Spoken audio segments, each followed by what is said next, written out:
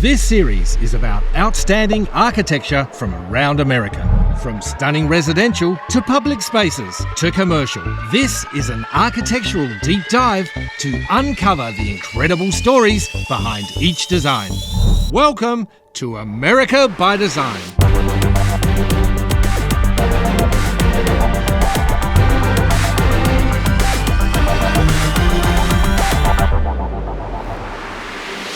Our ByDesign industry experts have selected innovative, inspiring, and award-winning projects. I can't even begin to tell you how excited I am to be part of this show.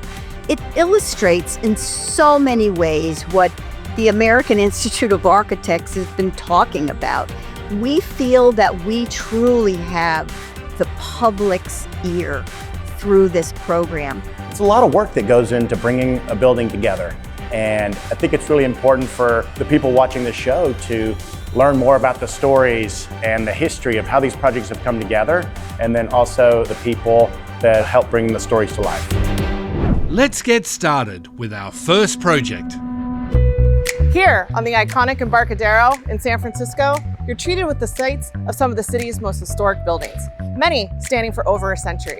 It would be a unique puzzle for any firm to redesign the interiors of one of these classic spaces. And the team at Fenny & Mel were hired to do just that. Hi, Kyla. Great to meet you. Hi, Doug. I mean, this is a prime location. It really is. Pier 5 is located on the San Francisco waterfront on the Embarcadero. It's a building that was built in 1918, so it's well over 100 years old. And we were asked to design the interior of this building. Well, that sounds like an architect's dream. Well, it was. It was a very challenging project to create the office of the future, but it was also very rewarding for our team. Well, I can't wait to see what you've done. Jenna, Omid, this is a really sleek and modern space. Yeah, we intentionally designed this ground floor to really be the social hub of the office. And so it was all about bringing in as much volume and light as possible to really make this space conducive to hosting events and social gatherings. I definitely get the vibe that you want to hang out in here. You know, it's almost like my friend's living room. Well, it's funny you say that because what's really important at our studio is that we celebrate our clients' culture and their brand in the space. So for Emergence, their culture is so welcoming, approachable, hospitable. So this ground floor space really is for entertaining, just like at your friend's house. And just like a party at a home, so much of it revolves around the kitchen. So we have this gorgeous statement island by Porcelanosa, and the flow of the kitchen really opens up to these other entertaining spaces, including that built-in banquette you see at the back there, and that raked plaster wall. That's actually Emergence's E logo in this mirrored repeating pattern throughout. So it's subtle, but it's there.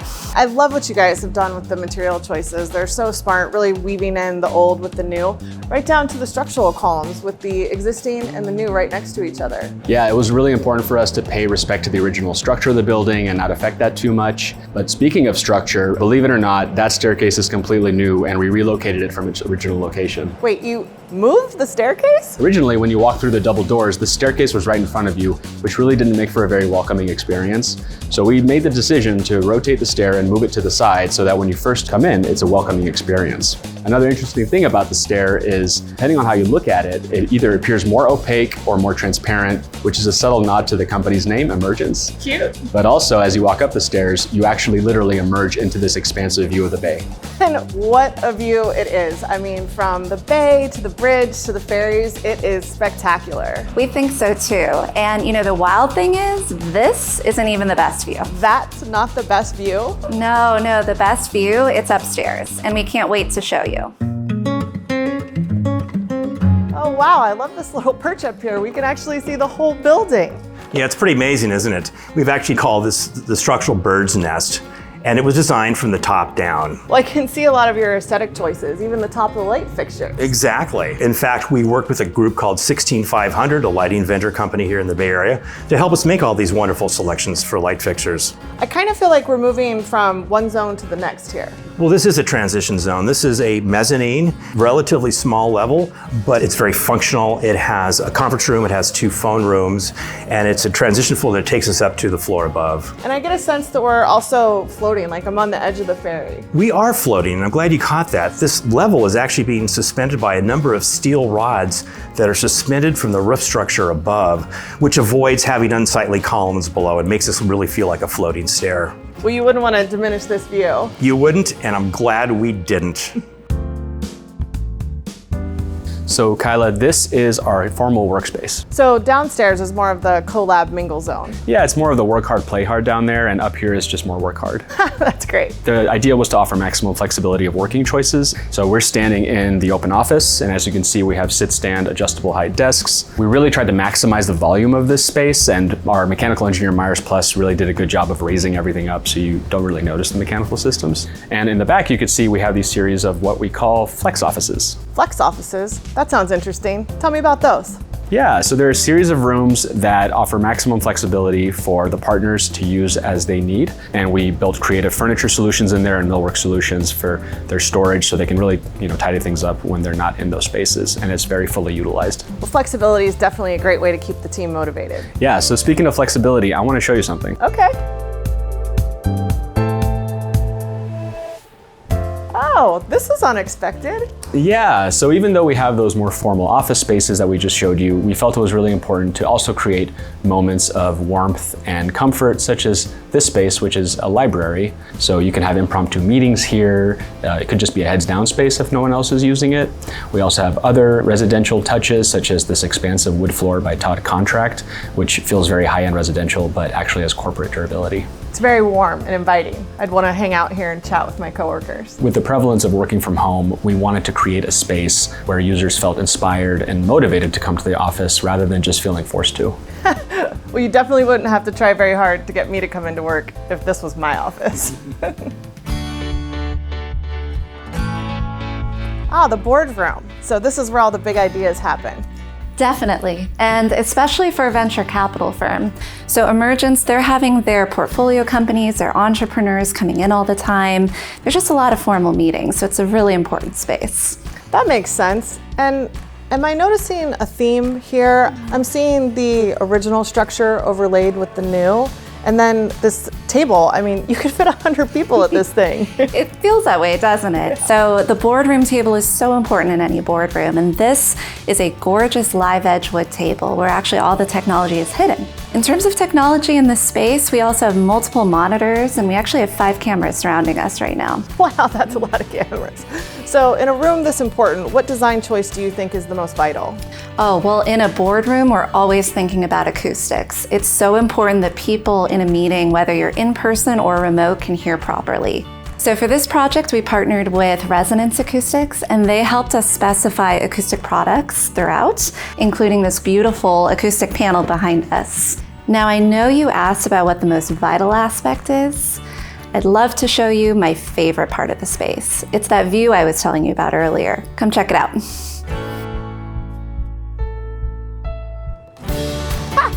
Jenna, you weren't kidding. This view is incredible. And again, we're right here on the water's edge. Well, funny you mentioned that, because designing this space was like designing a boat. It's space constrained, it's a challenging program, and is right here on the water. Honestly, our team is just so grateful and appreciative that we got to design Emergence's space in this highly coveted, iconic location. It was a huge win for us.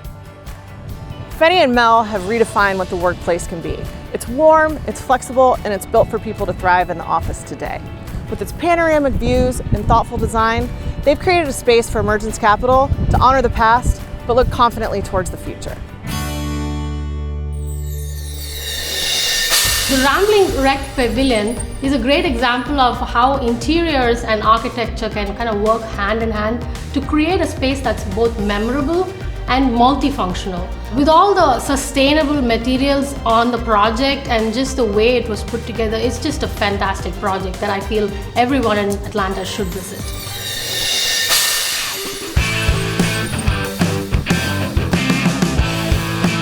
On a campus known for innovation, even the buildings tell a story. This one is small, smart, and powered by the sun. And the car inside, you'll want to take it for a spin. This is a 1930 Ford Model A Sport Coupe, one of our 2 mascots here on campus. It's been here since 1960. 2 mascots? Yeah. We have one behind us in the closet, but we might see that a little later. Okay, and I understand you're a student here? Yeah, 4th year math major. Okay, well, let's take this for a spin. Let's do it.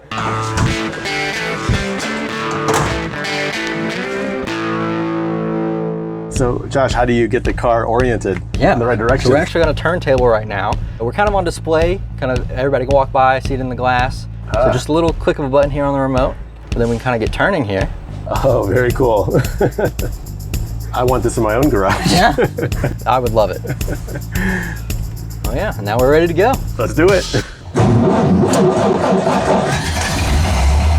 All right.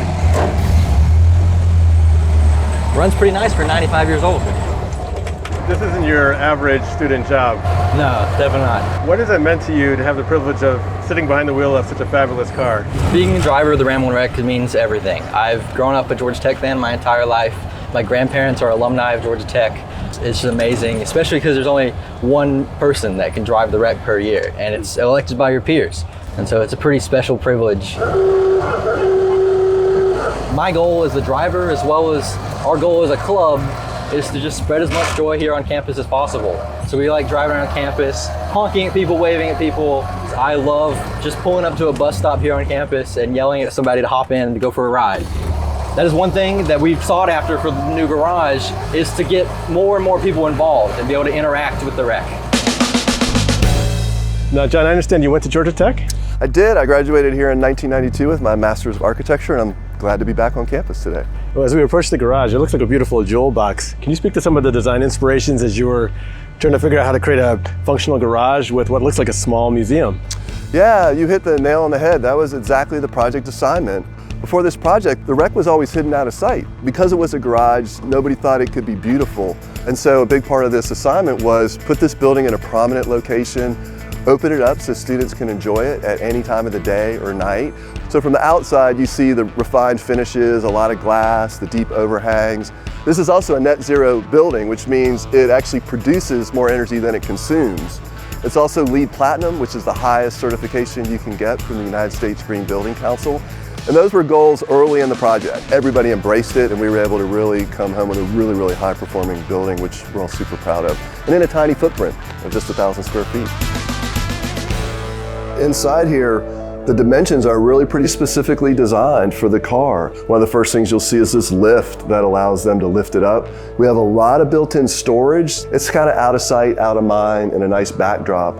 Early on, we partnered with the manufacturers at Carousel USA to design this carousel to rotate the car in any orientation they need to. And then at either end, we have roll-up doors by Crown Doors that allow the full building to be opened up for when the weather's nice, for air, and also just to be able to drive the car. The Reck Club has been in existence since 1960. And these are some of the relics of the early mechanics. Dean Dole, who was the dean that ultimately made it a part of campus tradition.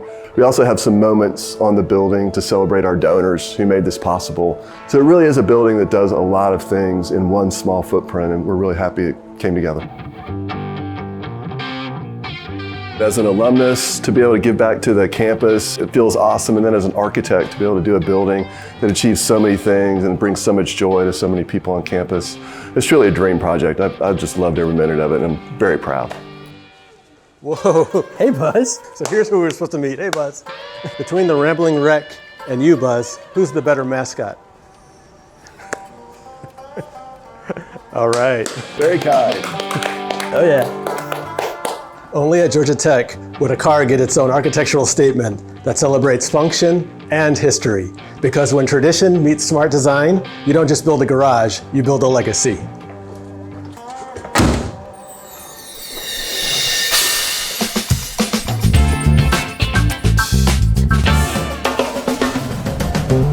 I was recently at Rockefeller Center looking at the redesign work of ink that celebrates Art Deco. Well, today I'm back because there was a restaurant that caught my eye that's telling a different story.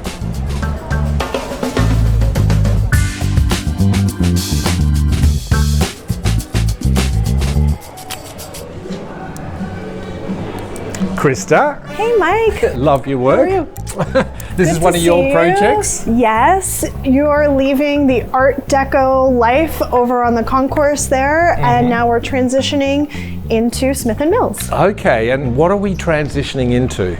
Well, as you know, the Art Deco movement was very popular at the time, but the Industrial Age and the Bauhaus movement was also happening around the same time. And Smith & Mills really is a counterpoint to what was going on in the Art Deco world. Their first location was in the Tribeca neighborhood of Manhattan, and they called upon me to help them re-envision the space uptown for a midtown audience. Yeah. I've been downtown to Smith & Mills. This is kind of different. It's a little different, but if you look closely, a lot of the details are similar, such as the coffered ceilings, the details on the banquettes. We even brought the elevator panels from the restroom into this restroom.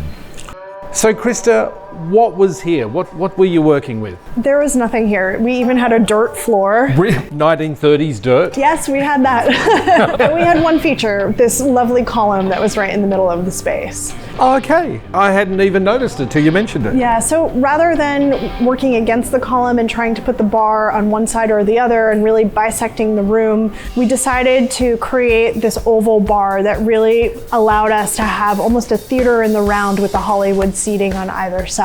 Yeah. And then the back bar actually helps partition the bar in a way so that we could do cocktails in the front and dining in the back.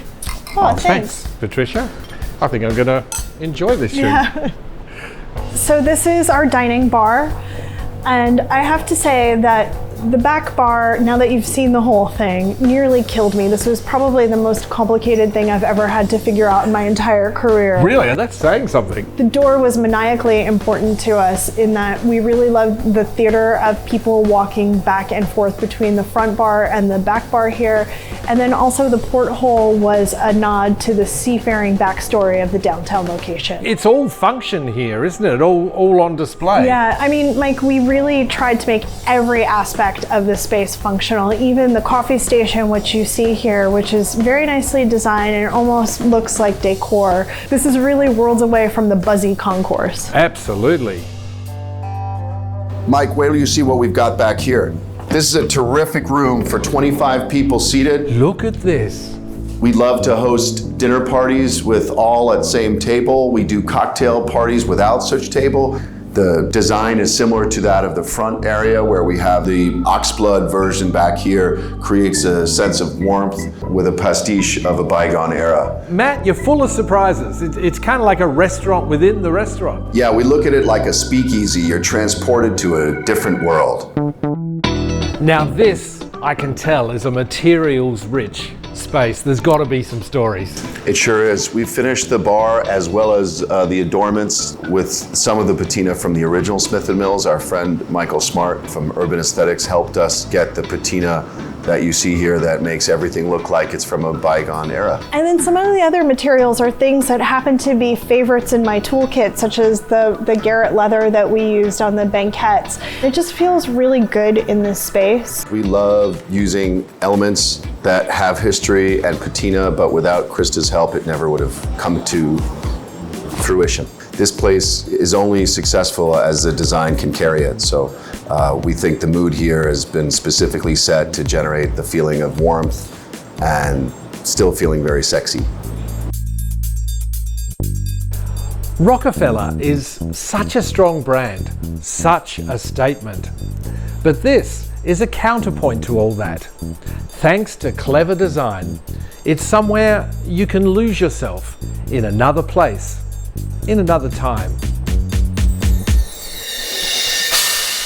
Perched high above the San Gabriel River, the Wolf Ranch River Camp takes the idea of a clubhouse to a whole new level. A Texas-sized gathering place that brings together nature, neighbors, and community and gives them a place to meet.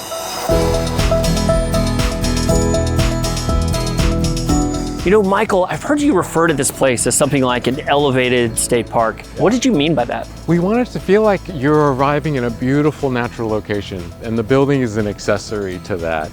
And we also love that idea of having a place that feels like it's completely special every day when you arrive. One of the things I love about this building is that even though it's new, it feels like it's been here forever. How did you navigate that? Well, we really started with the oaks. The buildings are designed around the special oak trees. And you can see here in the middle, the building actually dissolves, and it's the low point of the building to make sure that you could see the oaks above. And that also sort of hides its age. Even though it's a new building, it should look like it's been here for a long time, and the trees help with that tremendously. Absolutely, and I also love, you've got your rocks and then the stones building this wall. It's almost as though the building is emerging from the land. Yeah, it's very intentional. We're on a sloping site. So it's an opportunity for us to keep the building low, and by doing so, we could tuck it into the ground. So it's going from very grounded to something that is cantilevered over the riverbed and puts you inside of the oak tree. Why don't you feel like you're in the canopy of this landscape?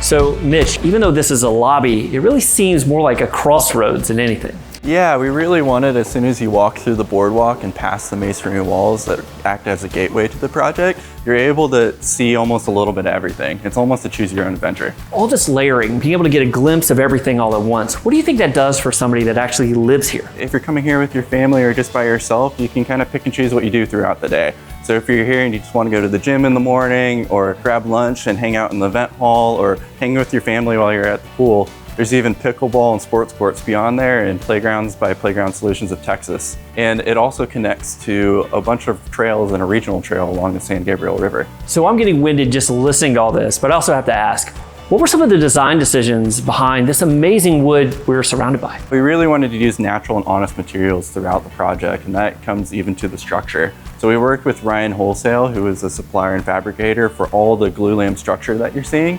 And it was really thought of as two super trusses that open up and allow for the amazing view that you see in the event hall. This is the community's living room. It's meant to be a place where lots of different things can happen. People are working, there's families, there's lots of activities happening here. But a lot of times it's like this, it's quiet, it's meant to be contemplative, almost a little bit of like a Zen Texas ranch home. The building is just straight indoors, outdoors. The two lines, the edges are blurred. These doors open you right up, straight up to the views, and you just flow straight out onto nature, and then you're in the canopy of the trees overlooking the creek. And then the shape of the patio is really a continuation of everything that you've experienced from when you first walked into the project. Yeah, I mean, even from this one angle, it's a perfect expression of the philosophy of all this. You literally see the oak shaking hands with the building. And here you kind of see the dappled light through the trees. You can see the warmth of the material, the sort of stained wood that is everywhere. You also see a real clarity of the structure, how this place was built. You see the hands that it took to sort of take those nuts and bolts and put it all together. There's an honesty to it that is very much meant to convey the spirit of the hill country of where we are. And that's why people really, really like being here. Pickleball at noon, sunsets on the deck, music under the oaks. Wolf Ranch River Camp is Georgetown's backyard reimagined. What better place to gather, play, and connect than right here in the heart of hill country?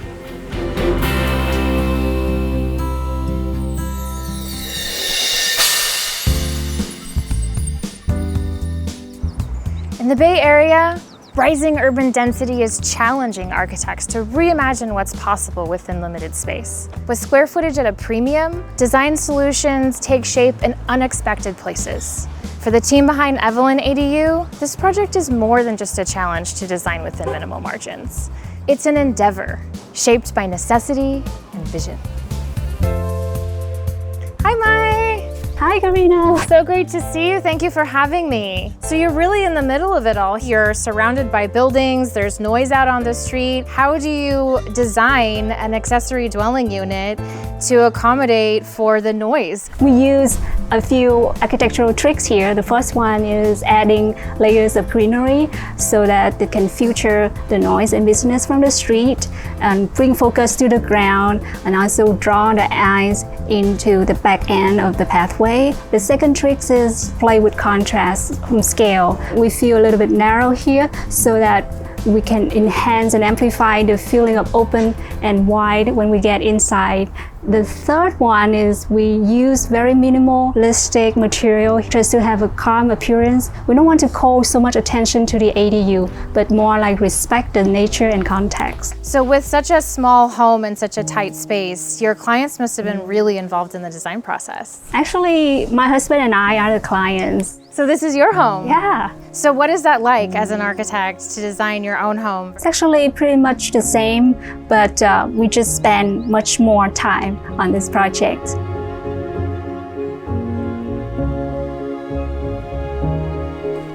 Please welcome. What an entry.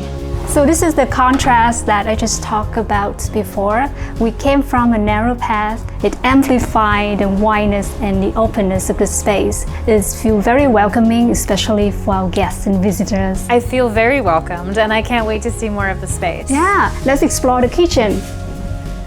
What a sleek kitchen. Great sink, countertops, hardware. I see all the amenities except the refrigerator. Karina, it's right here.